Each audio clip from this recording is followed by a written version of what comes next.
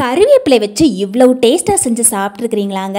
2 கைப்பிடிக்கு கருவேப்பிலை மட்டும் இருந்தால் போதுங்க, வீடு ஃபுல்லாக மணக்கும். நம்ம வீட்டில் இருக்கக்கூடிய எல்லாரும் கேட்பாங்க, இவ்வளோ டேஸ்ட்டாக எப்படி உன்னால் செய்ய முடியுது அப்படின்னு. அந்த அளவுக்கு நல்ல சூப்பரான சுவையோடு இருக்குங்க.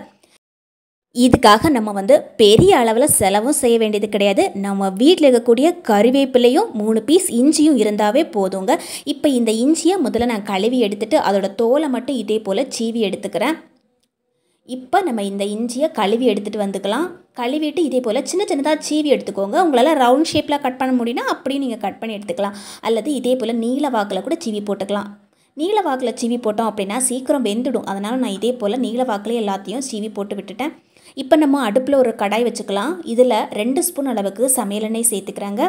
ஏற்கனவே நம்ம கட் பண்ணி வச்சுருக்கக்கூடிய இஞ்சி இருக்கு இல்லைங்களா, இந்த இஞ்சி எல்லாத்தையும் நம்ம அப்படியே இதில் சேர்த்துக்கலாம். இஞ்சி கொஞ்சம் நிறையவே நான் இன்றைக்கி சேர்த்துக்கிறேன். நல்ல வாசனையாகவும் இருக்கும், நல்ல சூப்பரான டேஸ்ட்டு கொடுக்குங்க. இப்போ ஒரு முறை இது எல்லாத்தையும் இந்த எண்ணெயிலே நம்ம வதக்கி விட்டுக்கலாம். அவ்வளோ சீக்கிரம்லாம் இது தீஞ்சு போகாது. அதனால் ஹை ஃப்ளேமில் வச்சுட்டு இந்த கரண்டி வச்சு நல்லா இது போல் கிளறி விட்டுக்கிட்டே இருந்தீங்கன்னா இந்த எண்ணெயிலேயே இஞ்சி நல்லா பொரிஞ்சு வரும். ரொம்ப கருத்து போகலாம் விடக்கூடாதுங்க. ஜஸ்ட்டு இஞ்சி வெந்து வந்தால் போதும். கொஞ்சம் சுருண்டு வர்றது நமக்கே தெரியும். இப்போ இஞ்சி கொஞ்சம் சுருண்டு வந்திருக்குது. அந்த டைமில் நம்ம வச்சுக்கக்கூடிய கறிவேப்பிலை எல்லாத்தையும் அப்படியே போட்டுக்கலாம். கழுவிட்டு அப்படியே நம்ம இதில் சேர்த்துக்கலாங்க. இப்போ நம்ம சேர்த்துருக்கக்கூடிய இந்த கறிவேப்பிலையும் இது கூட சேர்த்து ஒரு முறை மிக்ஸ் பண்ணி விட்டுக்கலாம். இதையும் நம்ம ஹை ஃப்ளேமில் வச்சுட்டு இதே போல் நம்ம வறுத்து விட்டோம்னா இந்த கறிவேப்பிலைகள் எல்லாம் நல்லா வறுபட்டு வரும். கறிவேப்பிலை எவ்வளோ சூப்பரான மருத்துவ குணம் நிறைந்த இலை அப்படின்னு யாருக்குமே சொல்லி கொடுக்க வேண்டிய அவசியமே கிடையாது. முன்னாடி காலத்துலேருந்தே கறிவேப்பிலையில் நிறைய மருத்துவ குணங்கள் கொட்டி கிடக்குது அப்படின்னு எல்லாருக்குமே தெரியுங்க. சுகர் வியாதி இருக்கிறவங்க கூட இந்த கறிவேப்பிலையை தொடர்ந்து சாப்பிட்டு வந்தாவே சுகர் லெவல் கூட கம்மியாகும் அப்படின்னு சொல்கிறாங்க. இப்போ இந்த கறிவேப்பிலை இதே போல் நம்ம நல்லா வறுத்து எடுத்துட்டோம். கறிவேப்பிலை நல்லா வறுபட்டதுக்கு அப்புறமா இதில் 1 ஸ்பூன் அளவுக்கு மிளகு சேர்த்துக்கலாம். 1/2 ஸ்பூன் அளவுக்கு ஜீரகம் சேர்த்துக்கலாங்க. கூடவே 1/4 ஸ்பூன் அளவுக்கு வெந்தயம் சேர்த்துக்கிறாங்க. இப்போ எல்லாத்தையும் ஒரு முறை நல்லா மிக்ஸ் பண்ணி விட்டுக்கலாம். இதுக்கப்புறமா நம்ம ஹை ஃப்ளேம்லாம் வச்சுக்கக்கூடாது. லோ ஃப்ளேமில் வச்சுட்டு ஒரு செகண்ட் அவ்வளோதான், எல்லாத்தையும் நல்லா மிக்ஸ் பண்ணி விட்டுட்டு அடுப்பை ஆஃப் பண்ணி விட்டுக்கணும். அவ்வளோதான், எல்லாம் நல்லா சூப்பராக வறுபட்டு நல்லா வெந்து வந்திருக்கும். இதை நம்ம அப்படியே ஒரு பிளேட்டில் எடுத்து மாற்றி வச்சுக்கலாங்க. இது நல்லா ஆறி வரட்டும். அதே கடாயை நம்ம திரும்ப பயன்படுத்திக்கலாம். இதில் மறுபடியும் நான் ஒரு 2 ஸ்பூன் அளவுக்கு சமையல் எண்ணெய் சேர்த்துக்கிறேங்க. எண்ணெய் நல்லா சூடானதுக்கு அப்புறமா 1 ஸ்பூன் அளவுக்கு கடுகு சேர்த்துக்கிறேன். 1/4 ஸ்பூன் அளவுக்கு ஜீரகம் சேர்த்துக்கிறேன். ஒரு பெரிய வெங்காயம் சின்னதாக கட் பண்ணி வச்சுருந்தேன், அதையும் நம்ம இதில் சேர்த்துக்கலாம். இதுக்கு பதிலாக நீங்கள் சின்ன வெங்காயம் கூட சேர்த்துக்கலாம். சின்ன வெங்காயம் சேர்த்திங்கன்னா ஒரு 10-15 வெங்காயம் கூட சேர்த்துக்கலாம். அது இன்னும் நல்ல டேஸ்ட்டு கொடுக்கும். இப்போது இந்த எண்ணெயிலேயே ஒரு முறை நல்லா வதக்கி விட்டுக்கலாம். வீட்டில் காய்கறி எதுவுமே கிடையாது, கறிவேப்பிலை மட்டும்தான் இருக்குது அப்படின்னா கூட தாராளமாக நீங்கள் இதை செய்யலாங்க. கண்டிப்பாக எல்லாருமே விரும்பி சாப்பிட்டு தான் போவாங்க. திடீர்னு நம்ம வீட்டுக்கு யாராவது கெஸ்ட்டு வராங்க, அவங்களுக்கு டேஸ்டியாக அதை செஞ்சு கொடுக்கணும் அப்படின்னு நினச்சிங்கன்னா கூட மிஸ் பண்ணாமல் இதை செஞ்சு வச்சுடுங்க.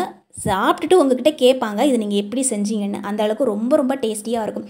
இது கூட ஒரு 10-15 பூண்டு சேர்த்துக்கிறேன். இதையும் இது கூட சேர்த்து நல்லா வதக்கி விட்டுக்கலாம். இப்போ எல்லாமே நல்லா வதங்கி வந்ததுக்கு அப்புறமா நம்ம மசாலா சேர்த்துக்கலாங்க. 1 ஸ்பூன் அளவுக்கு தனியாத்தூளும் 1 ஸ்பூன் அளவுக்கு மிளகாய் தூளும் சேர்த்துக்கலாம். நான் இப்போ சேர்த்துக்கக்கூடியது எல்லாமே ஒரே நிறத்தில் தானே இருக்குது அப்படின்னு யோசிக்காதீங்க. நான் இப்போ சேர்த்துக்கக்கூடியது குழம்பு மிளகாய் தூள். 2 ஸ்பூன் அளவுக்கு குழம்பு மிளகாய் தூள் சேர்த்து இது கூடவே நல்லா வதக்கி விட்டுட்டேன். இப்போ நம்ம 2 தக்காளி சேர்த்துக்கலாம். தக்காளியை சின்ன சின்னதாக கட் பண்ணி அப்படியே நம்ம இதில் சேர்த்து விட வேண்டியதான். முதல்ல நமக்கு கொஞ்சம் ட்ரையாக இருக்கிற மாதிரி தோணும். போக போக இந்த தக்காளியில் இருக்கக்கூடிய அந்த தண்ணியெல்லாம் வெளிப்பட ஆரம்பிச்சிடும். அந்த டைமில் ஒட்டி இருக்கக்கூடிய மசாலா எல்லாமே தானாக ரிமூவ் ஆகிடும். கூடவே தேவையான அளவுக்கு உப்பு சேர்த்துக்கிறேன். 1 ஸ்பூன் அளவுக்கு கல்லுப்பு சேர்த்துக்கிட்டேன். இப்போ எல்லாத்தையும் நல்லா மிக்ஸ் பண்ணி விட்டுக்கலாங்க. குழந்தைங்களுக்கு தினமும் பால் கொடுக்கக்கூடிய தாய்மார்களெல்லாம் அடிக்கடி இதை எடுத்துகிட்டு வந்தோன்னா பால் நல்லா சூப்பராக ஊறும். அதே மாதிரி வயிறு பெருசாக இருக்குது, தொப்பை பெருசாகவே இருக்குது அப்படின்னு நினைக்கிறவங்க கூட அடிக்கடி இதை எடுத்துகிட்டு வரலாங்க. இப்போ நம்ம ஒரு மிக்ஸி ஜார் எடுத்துக்கலாங்க. ஏற்கனவே நம்ம வறுத்து வச்சுருக்கக்கூடிய மசாலா எல்லாம் நல்லா ஆறி போயிருக்கும். அதுக்கப்புறமா இதில் நம்ம அப்படியே இதில் போட்டுக்கலாம். இதில் நம்ம தண்ணி எதுவும் சேர்க்க வேண்டாம். தண்ணி சேர்க்காமல் அப்படியே அரைச்சி எடுத்துக்கலாங்க. இதே போல் நமக்கு அரைஞ்சு கிடைக்கும். இப்போ ஸ்பூன் வச்சு நம்ம எல்லாத்தையும் எடுத்து விட்டுக்கலாம். இது அரைக்கும் போதே அவ்வளோ வாசனையாக இருக்குங்க. தண்ணி சேர்க்காமல் நம்ம அரைச்செடுத்தாலும் கொஞ்சம் தொக்கா இருந்தாலும் பரவாயில்ல. நம்ம இப்படியே கூட இதை சேர்த்து செஞ்சுக்கலாம். ரொம்ப பேஸ்ட்டாக தண்ணி சேர்த்துலாம் அரைக்க வேண்டாம். இப்போ நம்ம ஏற்கனவே தக்காளியை கொஞ்சம் வதக்கி வச்சுருக்கோம், அது கூட நம்ம இதை சேர்த்துக்கலாங்க. தக்காளியும் அதில் இருக்கக்கூடிய அந்த மசாலாவோட பச்சை வாடையும் எல்லாமே போயிடுச்சு. அதுக்கப்புறமா இதையும் நம்ம அது கூட சேர்த்துட்டு ஒரு முறை மிக்ஸ் பண்ணி விட்டுக்கலாம். இப்போ எல்லாத்தையும் ஒரு முறை நல்லா மிக்ஸ் பண்ணி விட்டாச்சு. இதை நம்ம மிக்ஸ் பண்ணி விட்டதுக்கு அப்புறமா இதுக்கு தேவையான அளவுக்கு தண்ணி சேர்த்துக்கலாம். நம்ம மிக்ஸி ஜாரில் தான் அரைச்சி எடுத்திருந்தோம். அந்த மிக்ஸி ஜாரில் 1 டம்ளர் அளவுக்கு தண்ணி ஊற்றி நல்லா கழுவி எடுத்துக்கோங்க. நம்ம அதை அப்படியே இதில் ஊற்றி விட்டுக்கலாங்க. இப்போ நான் மறுபடியும் ஒரு 1/2 டம்ளர் அளவுக்கு தண்ணி சேர்த்துக்கிறேன். இது கடைசியாக வெந்து வரும்போதும் பார்க்குறதுக்கு அவ்வளோ சூப்பராக இருக்குங்க.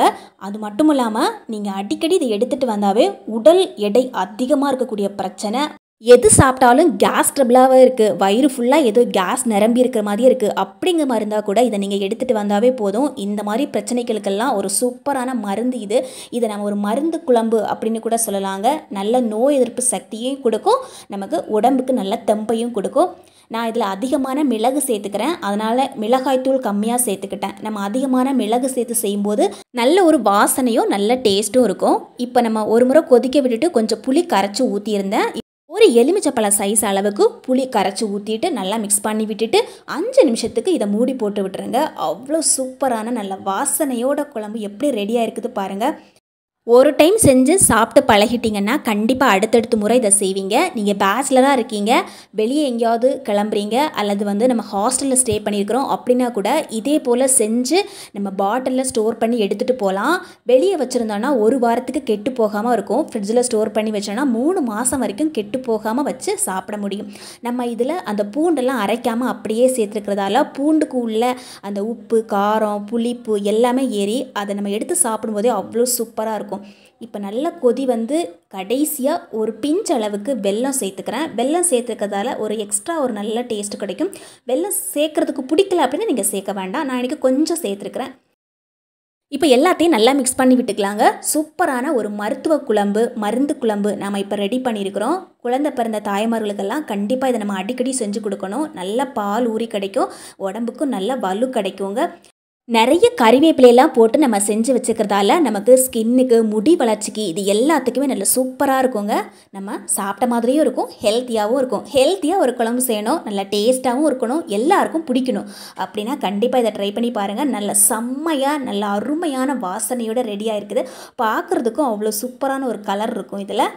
நாம் இதில் தேங்காய் அப்படி எதுவுமே அரைச்சி ஊற்றலை, இருந்தாலும் அந்த குழம்பு எவ்வளோ சூப்பராக நல்லா திக்காக வந்திருக்கு பாருங்கள். நம்ம அரைச்சி போட்டிருக்கக்கூடிய அந்த கறிவேப்பிலையே நல்லா வெந்து வரும்போது நல்லா அருமையாக இருக்கும். இதுக்காக நம்ம எக்ஸ்ட்ராவாக எதுவும் அரைச்சி சேர்க்கணுன்னு கிடையாது. இது நம்ம சூடான சாதம், இட்லி, தோசை இப்படி எல்லாத்துக்கூடையும் தொட்டு சாப்பிட்டுக்கலாம். ரொம்ப நாளுக்கு வச்சு சாப்பிட்டுக்கலாம். அவ்வளோ சீக்கிரம் கெட்டும் போகாது. நம்ம எங்கேயாவது வெளியூருக்கு போனோம் அப்படின்னா கூட நிறைய செஞ்சு நம்ம ஒரு பாக்ஸில் ஸ்டோர் பண்ணி வச்சு எடுத்துகிட்டு போகலாம். வீடியோ பிடிச்சா லைக் பண்ணி ஷேர் பண்ணுங்கள். கண்டிப்பாக ட்ரை பண்ணி பாருங்கள். உங்கள் ஃப்ரெண்ட்ஸ் அண்ட் ஃபேமிலிக்கு இந்த வீடியோவை ஷேர் பண்ணிவிட்டு உங்களுக்கு கொஞ்சம் செஞ்சு கொடுக்க சொல்லுங்கள்.